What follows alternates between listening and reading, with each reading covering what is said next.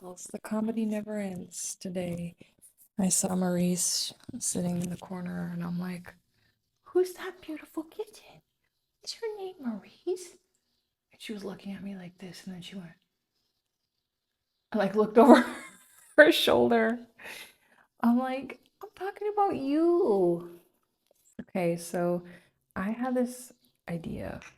I kind of had this idea a couple weeks back. I wrote about it on my Facebook. I'm like, I am going to lie and gaslight myself and say like the opposite to myself of whatever I'm thinking. Like I'm gonna say I love being a human. I'm so grateful to be alive during this time. You know, the best thing is that when you wake up in the morning and you're still breathing, you get another chance. Like I'm gonna lie about literally everything to myself until it just changes. And so I felt so good that day after deciding that and doing that. And then in the evening, I noticed the thoughts creeping back in, and I had to literally say, no, no, no, no, no, no, no, no, no, as I'm like walking down the street in the dark. I'm like, here you are in the street in the dark by yourself because of your parents and your family. I'm like, no, no, no, no, no, no, no, no, no, we're not doing this. Yeah. So I decided I can lie to myself about it, and I kind of forgot about it. Like I was doing really good for a few days, and I was feeling so much better, but then like a couple things came and clobbered me, and it just went out the window. And that's the great thing about, making up your mind for something is that you can pick something up from where you left off and start again. Just like a spider building its web for a week in the perfect corner of the woods, and then a hailstorm comes and destroys it all in 10 minutes. It's literally just starts again the next day. Isn't that kind of cool? Like, what is a spider? Is it like this like program that just like keeps picking up and picking up? I don't. I'm just really amazed by them. I met some crazy ass cool spiders out here in Mexico, man. It's like unreal. The consciousness that they have, like I can sense it. It's super weird. I have some crazy stories. How did we get on this topic? I'll tell you this one crazy story and then we'll get back to the topic. So, in the house that I lived in the jungle, the nice house, there was the Jumanji jungle cabin from hell. I was only there for like 3 days before I got out. But then before that, the house was like really nice. It was just like the neighbors who were insane. They were Americans. Um, yeah, so anyway, the kitchen had this giant, what kind of spider were they called again? I forget the name. But basically, they're like fuzzy brown long leg. They're like fuzzy brown long leg spiders, and you can see their head, and you can clearly see two like little pincers, and they're like skinny, but they're like kind of big, and they're fuzzy, and they move really fast. There was one of them up in the top corner of this kitchen in this house, and it would sit splayed out like my little brown hand on the window. There's like a window at the very, very top to let light in. And I was like, okay, buddy, that's fine. You can do that. And then after I moved, I had like some stuff in the kitchen. I was kind of like storing a bit of stuff there sometimes because I never actually ate in that kitchen. I just used it for cooking. So one day I like picked up a box after shortly after I moved there and moved it, and there was a spider underneath the box, like just like looking at me, and I'm like, it was such a crazy moment because I'm like, the version of myself from when I was 12 years old would have, I don't even know what to tell you. Like, I would have been on the ground, dead or something.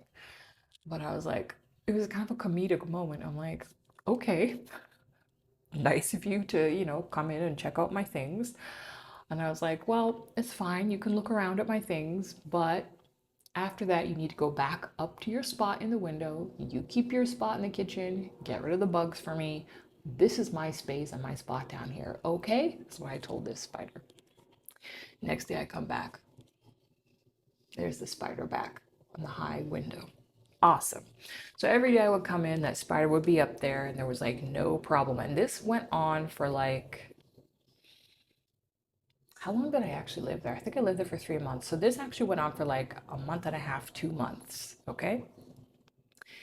And my habit was I would, you know, come down to that kitchen in the morning, and, you know, it had that high little window because there were, oh, it did have a window, a big window in the front part of the kitchen, but a lot of the way Mexican houses are made, it's so that sunlight does not come in, which the Mexican people think are great, right? Because they don't like the sun, they don't like the heat. But for me, it's like makes me so miserable. You know, I just want as much sun as possible, right? I'm gonna have to go get that dog if it continues. So anyway, yeah. The kitchen was always dark, and so I would come down in the morning, and I don't know, like, I guess this is normal. A lot of people reach for light switches and stuff like that and scramble for light switches in the dark. Like, even in this bedroom that I have here, I always go and scramble for the light switch. And sometimes I forget which wall it's on. So I guess that's normal. But that was my habit. I would come down in the morning. It would still be kind of dark in that kitchen. I would open the door, kind of reach for the light switch, turn it on, check that the spider was in its spot, and then go about my business. But this went on for a month and a half. So one morning, I went downstairs. I opened the door, and I went to reach. My hand went like this to reach for the light switch, and something told me, "Don't do it, girl." And I looked, and wouldn't you know it, my little crazy spider friend was plastered on the light switch this time. And I was like, you know what? That is not cute or funny. I was like, I do not like that you did that. And now the funny thing is, I don't think it would have like done anything to me. I I saw, you know what's funny is that, getting back to the main topic I intended for this video, I will gaslight myself about things if I don't want to be afraid or bothered by it anymore. I think they just put the dog outside, which means I'm gonna have to go and shut him up. Okay, it's okay for now. We'll see what happens. So anyway, I gaslight myself because I once saw this study of a man who's like, people don't have to be afraid of spiders because their pincers are not big enough to allow them to actually bite, to like pinch a person. They're like, it's similar to like if you were trying to use what are those things called, pliers, to grip a bowling ball, right? No matter how many times you try to grip the bowling ball, you couldn't get any purchase because the bowling ball is too big. He's like, that's how small spiders' pincers are to bite people, so it like doesn't happen. So in my mind, I'm like, spiders can never bite you, except for like the poisonous ones. But other than that, no spiders can ever bite you. And that's how I just like convince myself. So like I'm not really like scared of that. But yeah, that was such a crazy moment. And after this spider did that, I was like, all right, now we got a problem, buddy. So yeah, I took the broom, I swept the spider into a bucket, and then I went and put him out in the garden. And then I went and put him like really far away from the house. And I went back home and I Googled, if you put a spider outside, can it come back to the house? And then I'm like, I am the cutest person alive for Googling that. Um, but yeah, that was quite a funny story. So I think that's just going to be my story about the consciousness of spiders. Yeah, that's what I'm going to talk about. And I have seen some of the coolest spiders ever here in Mexico. Um, you know, like I love walking at night, but be careful. Don't walk in like a place that has like bushes and trees where something could like make a nest between the bush and the trees. Like I've gone in those areas during the day and seen these spiders hanging out there that look like transformer robots. Okay, I tried to take a picture of it, but I had my little potato phone. You know, I don't like to take phones and stuff when I'm out living my life and doing stuff. I should, but I don't. And this spider, it was like yellow, blue, green, red, orange. Like it was the Skittles of spiders. and it was just hanging in the middle of web that was like a person could easily walk into. Like, would it do something to you? I don't think so. Oh my God. Yes. What else? Okay, I have two more spider stories that I want to tell about Mexico. Oh, I'm so excited. Okay, okay, okay. So we had this crazy storm one night, okay?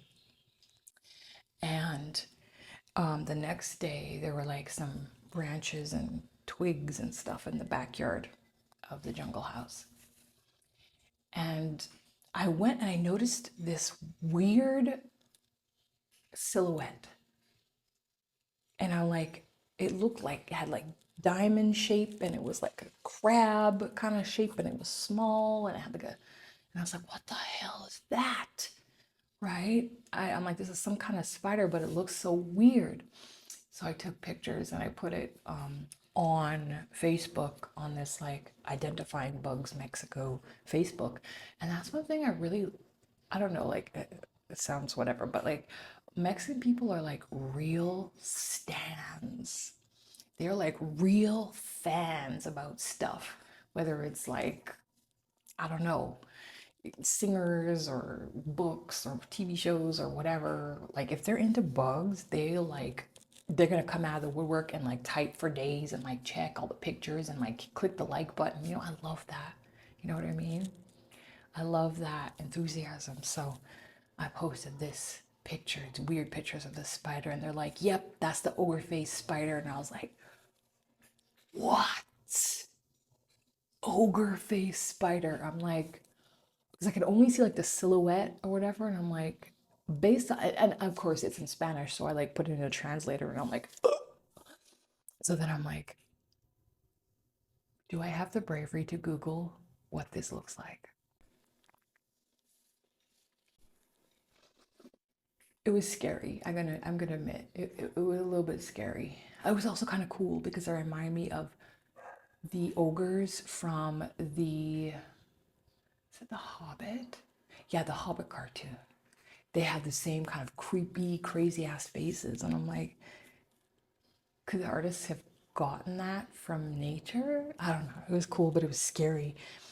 And so we had this guest in our yard. And you know, when we had a guest like that, I could feel it. You know, I could feel it. And so it was kind of out of the way. So I just kind of swept the rest of the stuff out of the way, whatever. And I was like, all right, maybe it'll go back up in the tree. So, you know, I just kind of tiptoed around it for a while. And I think like a few days later, it was, hi, baby. It was set up. Are you brushing the microphone?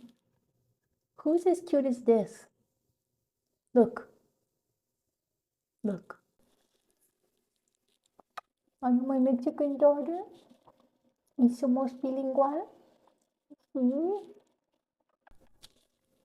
Was set up between two flower pots just outside the upstairs rooms.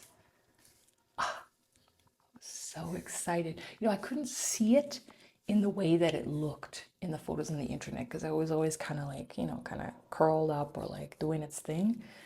But I was like, wow, it came here and it decided to stay like that is just kind of cool. I was also a little bit scared. I'm like, as long as they stay outside or like up in the corners, like that's fine. You know, when I lived in a cabin in the woods for forestry, I had a fuzzy gray one that I called Wolfgang. And this spider was crazy, man. Like, you know how there's a difference between city people and country people. Like when you look at me, you're seeing a hybrid of both of those things.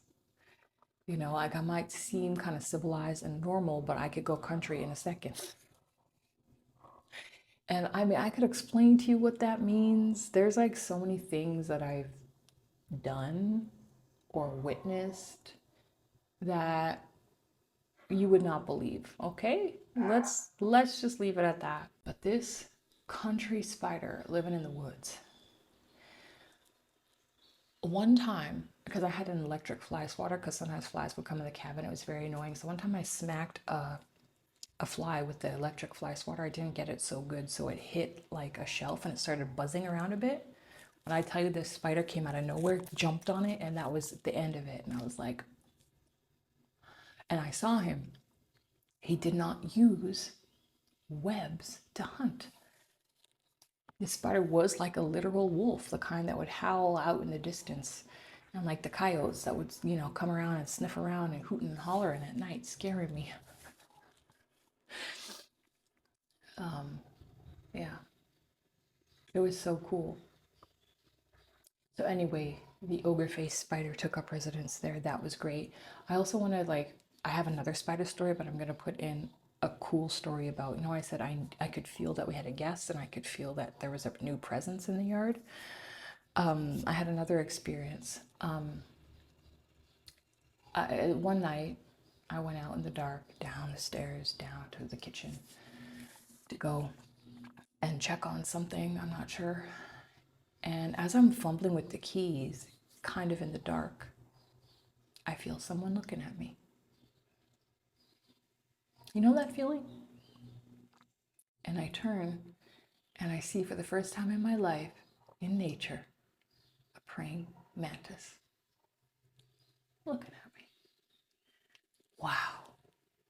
Imagine feeling the consciousness of something looking at, this has happened to me before in the woods with a plant as well. One time I was in the woods and I was just walking and I stopped at this one spot and suddenly I got this very distinct sense that somebody was behind me.